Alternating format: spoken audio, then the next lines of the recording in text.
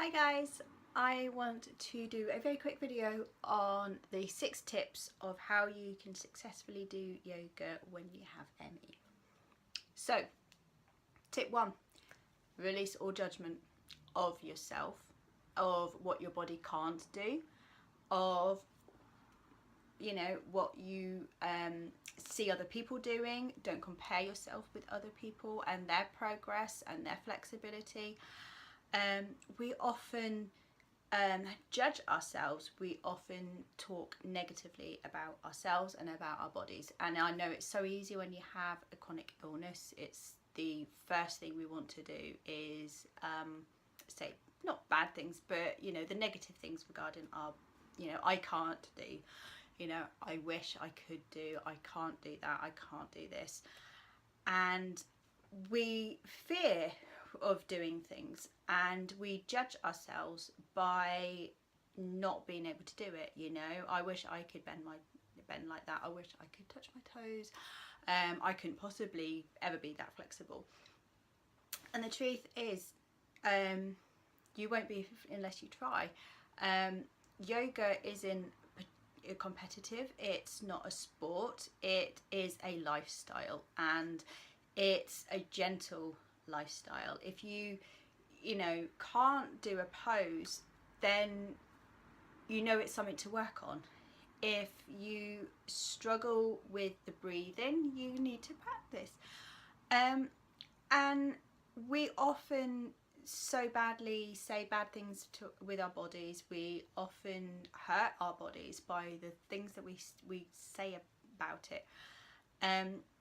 So I want you to, instead of being negative, I want you to try and celebrate the yays instead of the nays, because we can all do something productive, whether it is just a couple of breaths in a breathing technique, or whether we can move just an inch forward towards our toes. It doesn't have to be a huge celebrating success. Every tiny step you take, you should celebrate, because it is a step to healing.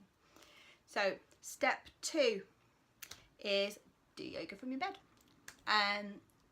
We often get told that yoga on the mat is the norm. That's how you do yoga. And as an ME sufferer, I used to love doing yoga on the mat. I still do like yoga on the mat. But if my ME is playing up, you can guarantee that I do not have the stamina or the energy to stand on a mat. I will get tired rolling out my mat, putting it down, sorting it out, clearing a space, you name it. I will be tired by the time I even get on the mat. So I devise yoga that you can do on your bed on the good days and the bad days. And yoga is adaptable to anybody, and it can be adapted to ME as well. We need to restore our energy, we need to restore our healing, we need to save as much energy as you can. And when you're standing on the mat, you're standing on your own 2 feet, you are using stamina, you're using energy, you're portraying lots of arm movements, and one of my arms, holding them up, I can't do. My shoulders ache, I do not have the arm strength to hold them out in Warrior 2 very much. I can't hold them up in the air, you name it. It's using up vital energy that we need to save. So that's why I came off the mat and went onto the bed, because the bed supports half of your weight, so you're saving part of the energy already. You're doing gentle yoga and restorative yoga and Zen yoga, so you are being very relaxed about it. You're surrendering into the bed, you're melting into the bed as you're doing the yoga. You're not doing anything hard, you're not doing anything power yoga. You are listening to your body, and you are just surrendering and stretching and making your body feel good about lying around, I suppose. It is so hard to do something with your body when we got ME. Exercise is a big no-no, and yoga really isn't an exercise, it is a lifestyle, and the yoga poses are just part of this lifestyle, and they're there and designed, you know, thousands of years ago to help the body be flexible, be supple with what's going on in life and the outside world. It also helps calm the mind, it connects the mind, and it was originally, the poses were used to prepare the body so that people could sit still without any aches and pains in meditation. And unfortunately, you know, we don't do that as much now, and yoga has come into the West and to modern world as a complete fitness craze, and we should stop looking at it as the fitness craze and as the exercise, and focus it on that it's part of life. So step 3 is do it slowly. Start slowly. If you've never done yoga before, don't even try to throw yourself into a 5 or 10 minute sequence, because that's too much. We often do it whether or not we got Emmy and doing yoga, or whether we're very healthy and doing a new exercise program. You tend to throw yourself in because we want to see results, and we want to see results fast. And then you go for a break and a burnout. So how do we do this when you've got Emmy and you want to start yoga? So stop and think about your Emmy, your good days, your bad days, your high and lows of you during the days, because we've all got good times and bad times of the day, whether it's very bad to bad or good to medium. We always have some sort of fluctuations. I can't do mornings, so there's no point in me even trying to do yoga in the mornings. Some people have got better energy in the mornings, therefore they can do a little bit of yoga. I specifically say to people, to start yoga, introduce it, start with 2 poses a day. Now these poses can be anything you want, but the majority is if you start doing 1 in the morning, and find a pose that will benefit to stretch you up, to wake your body up, to give you a little bit of energy, to prepare your body for whatever you have during the days, and then do another pose that is relaxing, that calms your mind, that stretches out any tense areas of your body that you kind of hold during the day, and relax into it before sleep. 2 poses a day. You don't need to do a 5-minute routine. So you know, you can obviously do more if you want.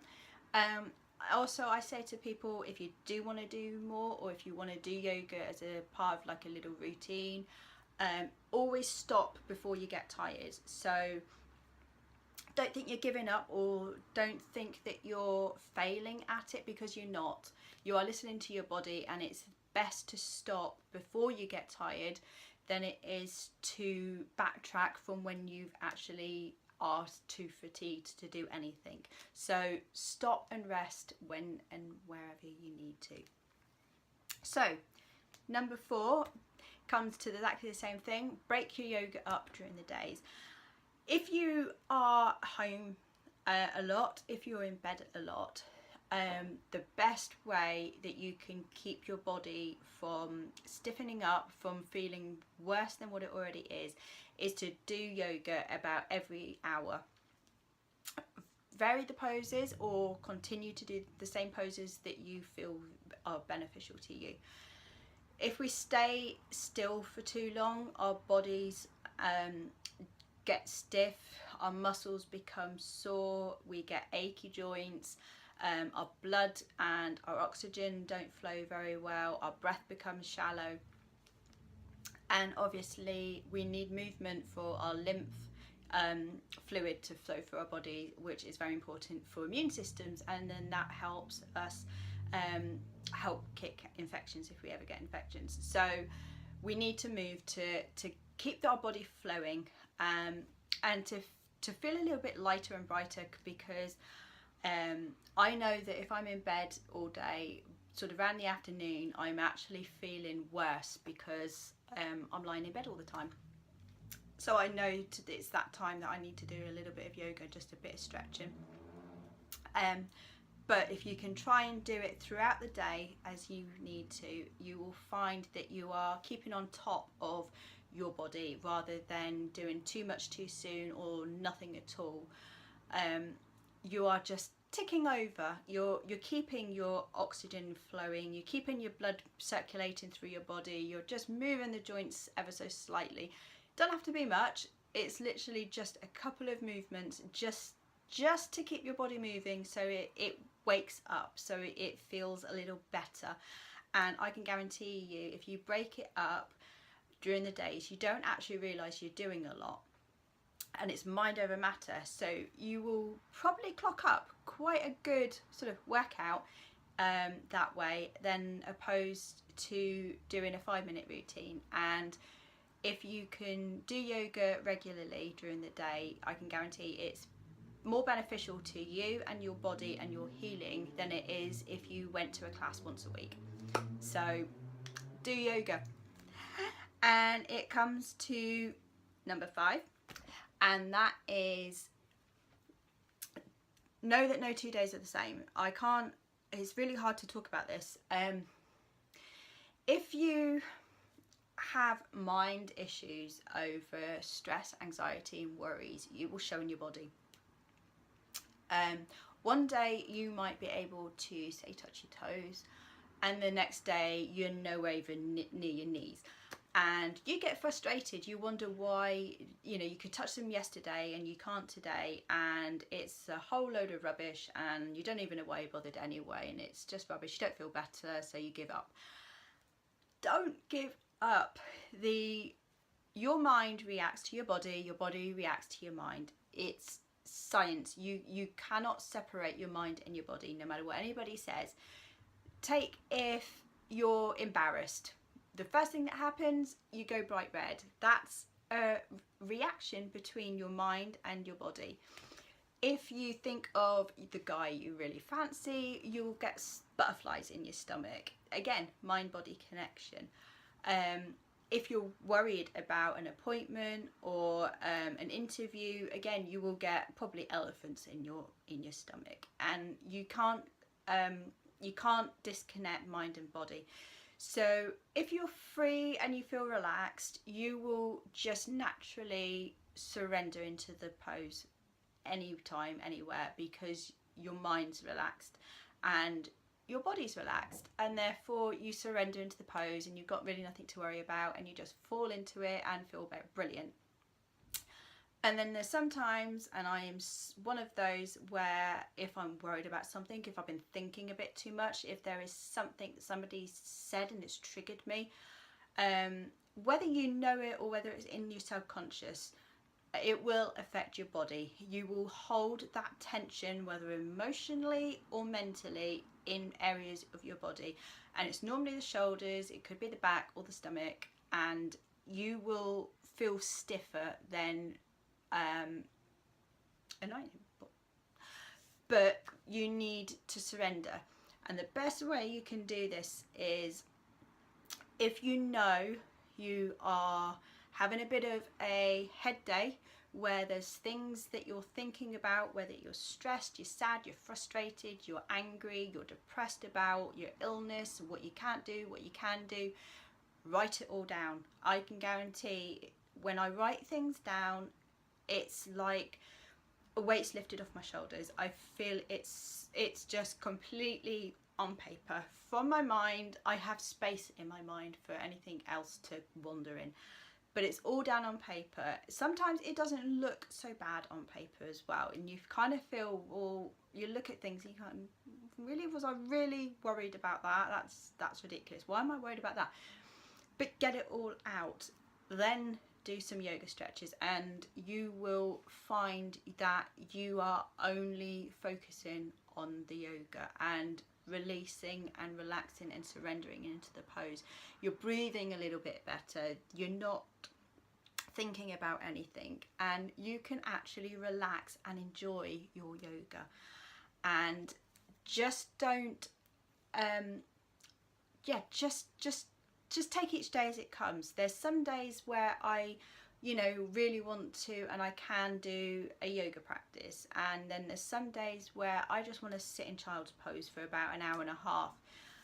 It's fine. I don't beat myself up about it, and neither should you. It's what your body and your mind needs day to day, and if you stop and listen to what it actually needs and give it that, you will benefit from it.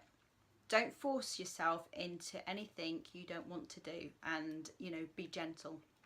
And that comes to our number 6, and that is yoga on our very bad bed days.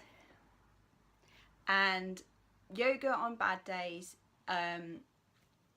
it's important not to even do any yoga poses. Sometimes maybe one yoga pose, a child's pose, crocodile pose, anything that's very restorative, that you can actually just collapse, surrender and rest in, is brilliant, because you can stay in those poses for as long or as little as you want. And there has been times where I've been in reclined butterfly all afternoon, and there's no limit. You know, you don't need to change, you don't need to do anything. There is no yays or nays about it. You know, just do whatever you feel like. And if you can't do any yoga on your bad days, then remember, breathing exercises and meditation are just as part of yoga as the actual physical poses. So many people don't put them all together. They seem that they don't feel like they're doing anything, and it's sad, because you know, if there's days where I am completely not with it with ME, I go in my own little daydream. You know, I don't move, I just sit there in my reclined butterfly sometimes, or I just curl up into, you know, this on my side, cuddle my pillow, and I meditate. I'm not sat there omming or what I say, proper meditation, but I go to a happy place. I think of good things that have happened, or I just daydream about my crush, or I just play this romantic love movie in my head. I think of my business, I think of success, I feel it, anything. And what you, happy thoughts actually do work your physical body. They work at a really deep level. So they tell your cells and they tell your muscles and they tell every part of your body that you are relaxed and you're happy, and it goes into a relaxed state. So just try to be relaxed about it. Try not to get frustrated. Know that it passes. You know it passes a lot of the time. You know you're going to have bright days. You know you're going to have bad days. And you just have to flow with the yoga practice and just interlace what you need. Breathing techniques are brilliant at helping the circulation. I find sometimes when I've got bad days, my breathing is very shallow. I often am very, you know, frustrated with myself. I'm a little bit depressed, so I tend to actually probably hunch and slouch, and I don't breathe properly. So I do actually do a lot of breathing techniques, and if I can't get out of bed, I just place my hand on my belly and I will lie there and I will just focus on my breathing, and I will count on an inhale and count on an exhale, and I will keep doing that until I'm relaxed. I know so many people are so frustrated with their bad days, and I totally get it. But just surrender, and whatever you can do, again, please celebrate it. And it's always a yay, not the nays of what you and your body can do.